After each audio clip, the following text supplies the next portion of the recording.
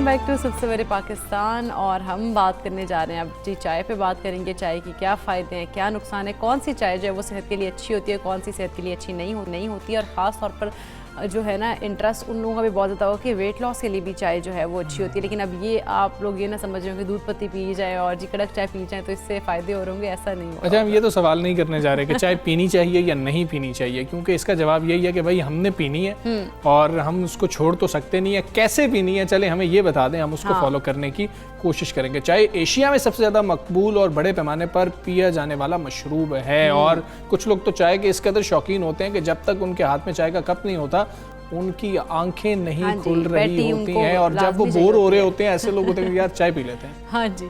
अच्छा, जैसे हमसा कुछ टाइम पहले ना जैसे बहुत ज़्यादा ये एक फ़नी से चाहिए था कि पेट में दर्द हो चाय पी लो, सर में दर्द हो चाय पी लो, जो भी कुछ हो है तो अब चाय पी लो। मतलब नींद आ रही है चाय पी लो, हाल ही निकाला हुआ चाय, बस चाय ड्राइविंग करनी है चाय पी लो। हाँ जी नींद आ रही है, ड्राइविंग करनी है, नींद आ रही है, चलो चाय पी लो। मतलब ये चीज़ें हो रही होती थी। लेकिन अब अगर वैसे हम देखें तो अब सर्दियाँ भी आ रही हैं, ठंडे दिन है, सर्द रातों में फिर गर्म चाय जो है वो फिर बहुत ज़्यादा आप लोगों को राहत भी बख्श रही होती है और कोई चीज़ भी उसके ऑल्टरनेट आपको नज़र नहीं आती। लेकिन चाय का ताज़ा अगर हम बात कर लें कि जो कप है एक, वो ना सिर्फ जिस्म को गर्मी दे रहा था बल्कि दूसरे कई तरीक़ों से अगर हम देखें उनको अगर हम डिफरेंट तरीक़ों से बना के पी रही हो तो उसके डिफरेंट फ़ायदे भी हमजा हो रहे होते हैं। अभी इकरा के साथ मैं रिपोर्ट शेयर कर रहा था कि 3 माह में, ये 16 अक्टूबर की रिपोर्ट है, 3 माह में पाकिस्तानी माशाल्लाह से 24 अरब 80 करोड़ रुपए की चाय पी गए। और फिर मैंने हमजा तुम्हें कहा था कि फिर आगे से तुम्हें कहा वो भी बता दो। हाँ, इकरा ने कहा कि वैसे हम गरीब कौम है और इतनी तो हम चाय पी गए हैं लेकिन हम नाश्ते के तौर पर भी तो चाय का इस्तेमाल कर रहे होते हैं। खैर, हमें कैसी चाय पीनी चाहिए,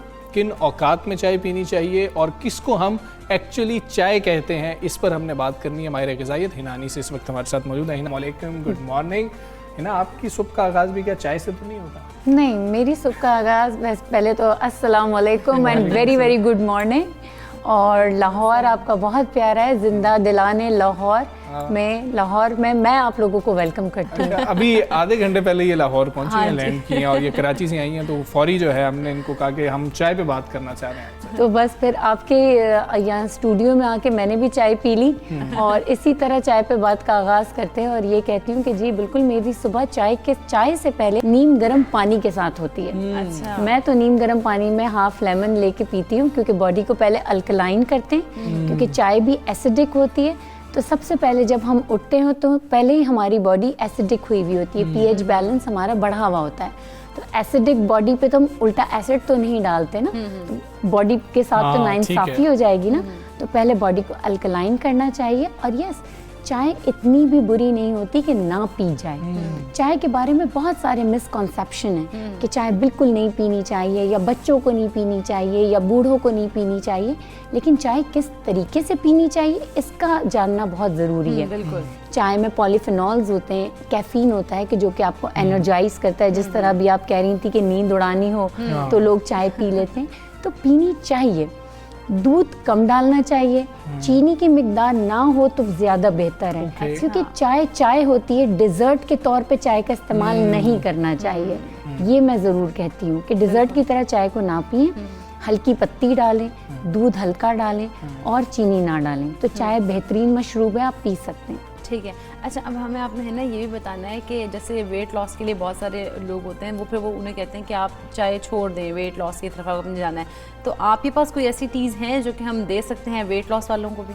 बिल्कुल, बहुत ही बेहतरीन चाय होती है। अच्छा। सबसे पहले जो वेट लॉस के लिए यूज़ की जाती है वो है अजवाइन की चाय। अच्छा। अजवाइन को हम सेलरी की सीड्स भी कहते हैं, ठीक है ना।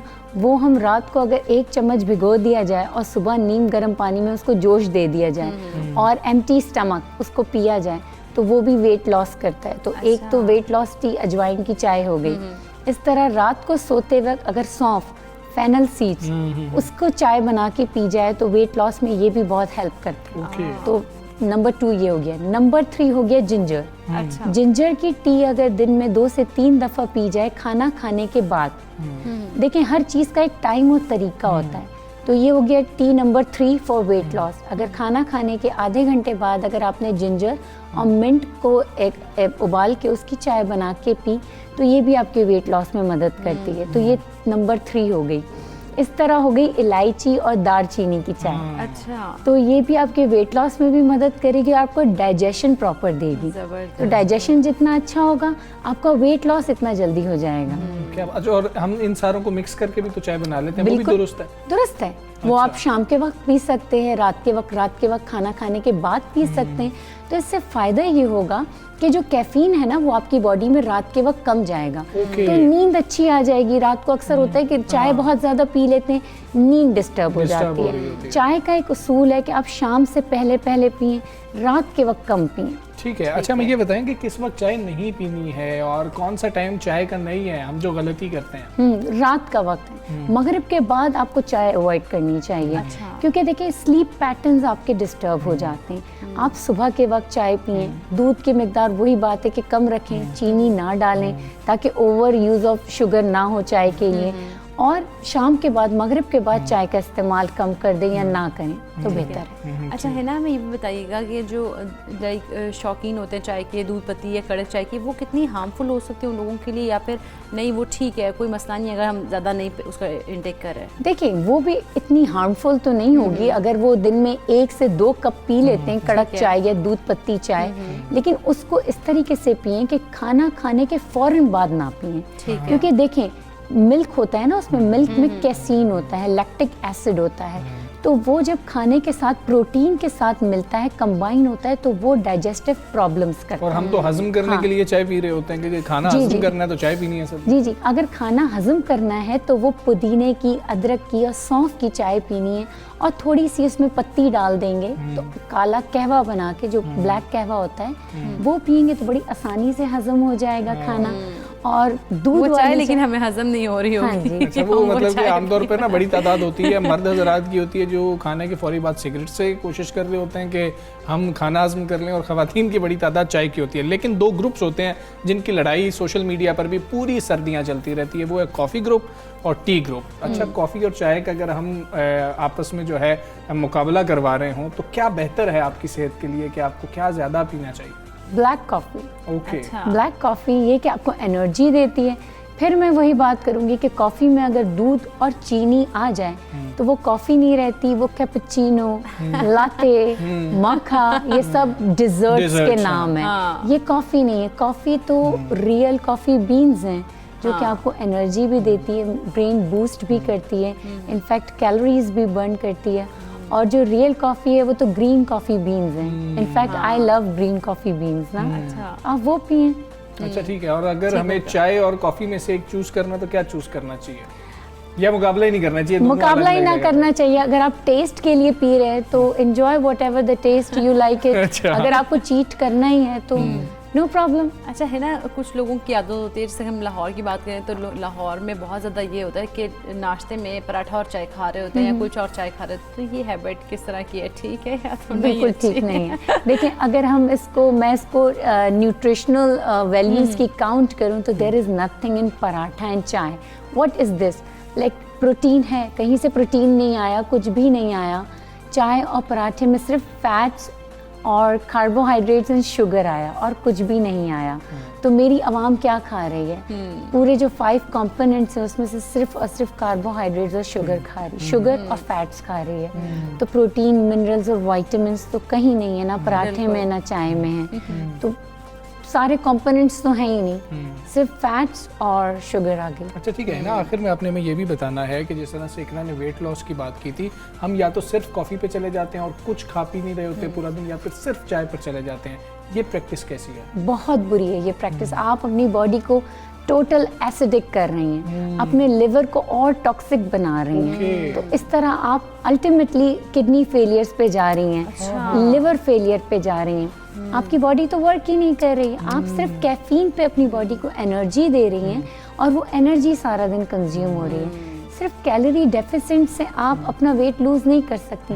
ये सस्टेनेबल वेट लॉस नहीं है। आपको वेट लॉस करना है तो आप हेल्दी पैटर्न पर आके वेट लॉस करें। ठीक है ना, बहुत शुक्रिया आपका। सबसे पाकिस्तान का आप हिस्सा बनी और स्पेशली कराची से और बड़ी जल्दी एयरपोर्ट से यहाँ पर पहुँची, आपका बहुत शुक्रिया। और उन्होंने हमें बताया कि चाय कैसे पीनी है, पीनी लाजमी आप लोगों ने कैसे पीनी, लेकिन खाने के फौरी बाद किसी की भी बंद नहीं करवाई, हमने कर ही नहीं सकते। करवा के देख लो अगर यहाँ पर पाकिस्तान में कुछ चाय बंद कर नहीं, चाय बंद ना करें आप, लेकिन तरीके कुछ बदल रहे हैं आप ताकि आपके जो बॉडी है उसको फ़ायदा मिल रहा हो और आपकी जो हेल्थ है उसको मतलब वो उन फ़ायदों के बाद वो आपकी जो हेल्थ आप लाइफ है वो हेल्दी लाइफस्टाइल में आपका लाइफस्टाइल बेहतर हो रहा होगा। हम आगे बढ़ेंगे जी और बात करेंगे T20 वर्ल्ड कप के बाद अब हमारे जो शाहीन हैं वो मिशन ढाका के लिए तैयार हैं। प्रैक्टिस जम के हो रही है। बाबर आजम ने भी और शोएब मलिक ने भी टीम को ज्वाइन कर लिया। बिल्कुल, और पाकिस्तान और बांग्लादेश का कल पहला T20 में मद्दे मुकाबिल होंगे। और बाबर आजम और शोएब मलिक की बात करें तो जैसे हमजा ने भी कहा कि उन्होंने कौमी कैंप को ज्वाइन कर लिया और कौमी खिलाड़ियों ने जमकर प्रैक्टिस की है। और कोचिंग स्टाफ की अगर बात करें तो उनकी ज़ेर निगरानी बैटिंग, बॉलिंग और फील्डिंग के सेशन भी हुए हैं। बिल्कुल ऐसा ही है और प्रैक्टिस सेशन में फिजिकल फिटनेस पर भी खुसूसी तवज्जो दी गई है और कौमी खिलाड़ियों का मोराल बुलंद है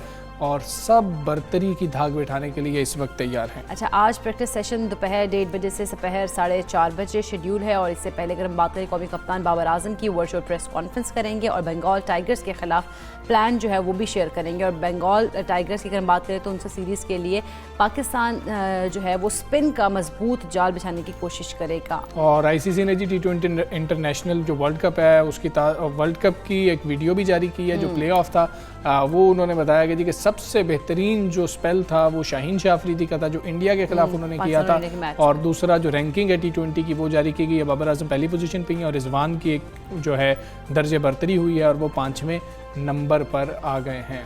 बिल्कुल, ये सारी सूरत हाल है। क्रिकेट में हम बात करेंगे, स्पोर्ट्स तज्जियाकार हमारे साथ मौजूद है अब्दुल गफ्फार। अस्सलाम, गुड मॉर्निंग अब्दुल गफ्फार साहब। अगर हम बात करें T20 वर्ल्ड कप में बांग्लादेश मुतासिर परफॉर्मेंस तो नहीं दिखा सका था, क्या मेज़बान टीम जो है ग्रीन शर्ट्स के लिए कुछ मुश्किल पैदा कर सकती है या नहीं? हम लोग तो अब नाकाबिले शिकस्त भी रहते पहले 5 मैचेस में, तो हम लोग यहाँ पर भी धाक बिठाएंगे अपनी। सबसे पहले आप सबको अस्सलाम वालेकुम, सुबह खैर। और यकीनी तौर पर बांग्लादेश की टीम ने वर्ल्ड कप से पहले जो धूम मचाई थी अपने होम ग्राउंड पर अगेंस्ट ऑस्ट्रेलिया 4-1 से जीते, न्यूजीलैंड को भी हराया, तो लग ये रहा था कि जैसे वर्ल्ड कप के अंदर ये बहुत सीरियस कंटेंडर होंगे। लेकिन जैसे आप कह रहे हैं बिल्कुल भी ऐसा नहीं हुआ और बड़ा लेट डाउन किया अपने फैंस को भी।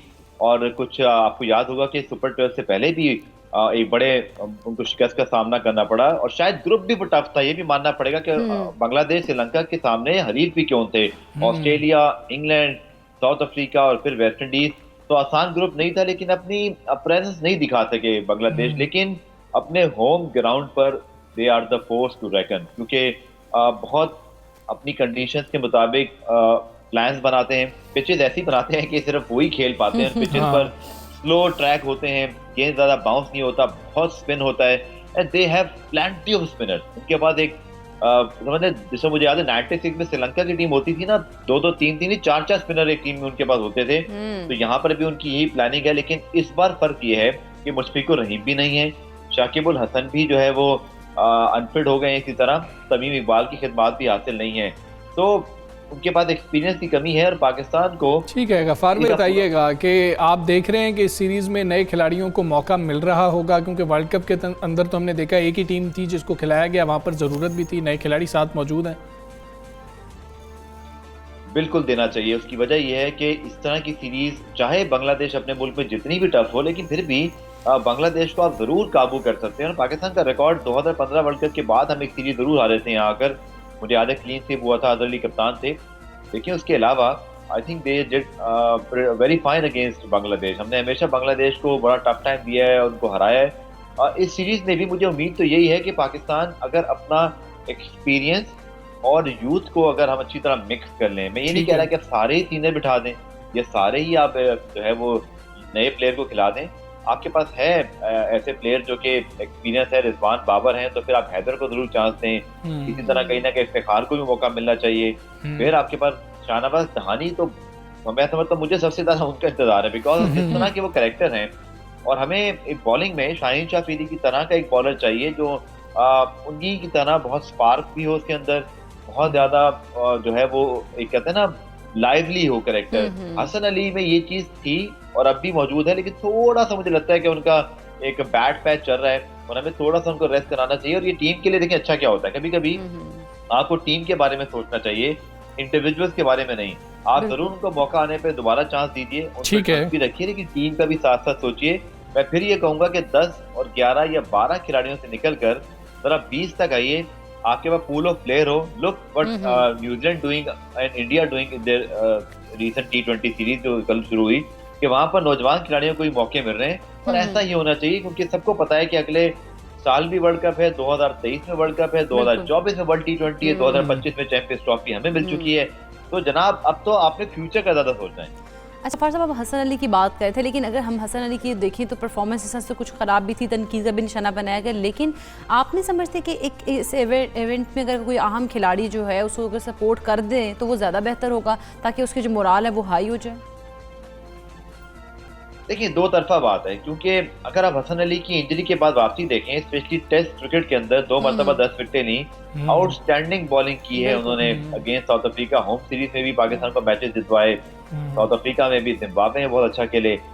अच्छा नहीं, मुझे ऐसा लगता है कि हसन अली को खुद अपनी पुरानी वीडियोस देखने की जरूरत है। अच्छा। क्योंकि उनकी स्ट्रेंथ हमेशा से जो रही है, क्योंकि बड़े स्किटी फास्ट बॉलर हैं, गेंद उनका बहुत तेजी से अंदर आता है, बाहर भी निकालते हैं और विकेट टेकर हैं।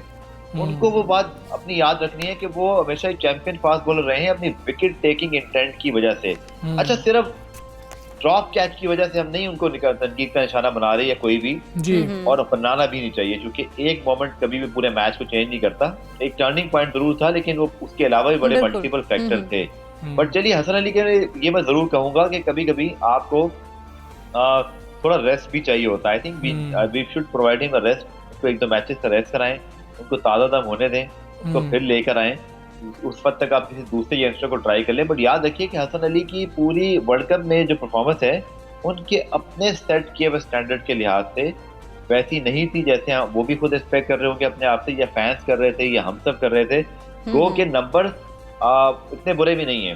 उन्होंने विकेट्स लिए, भारत के खिलाफ भी एक आध मैच में और इम्पोर्टेंट विकेट निकाला था। लेकिन जो हसन अली जिनको हम जानते हैं 2017 चैंपियंस ट्रॉफी वाले, उन हसन अली को वापस लाने के लिए उनको थोड़ा सा मुझे लगता है एक आध मैच रेस्ट करवाएं। बिल्कुल ठीक। अब्दुल गफ्फार साहब, बहुत शुक्रिया आपका। सुबह सवेरे पाकिस्तान से आप बात कर रहे थे। हम उम्मीद करते हैं कि बांग्लादेश में पाकिस्तान अच्छा खेल रहा होगा। प्रोग्राम का वक्त खत्म हुआ, हमें इजाजत दीजिए, अपना बहुत ख्याल रखिए। अल्लाह हाफ़िज़।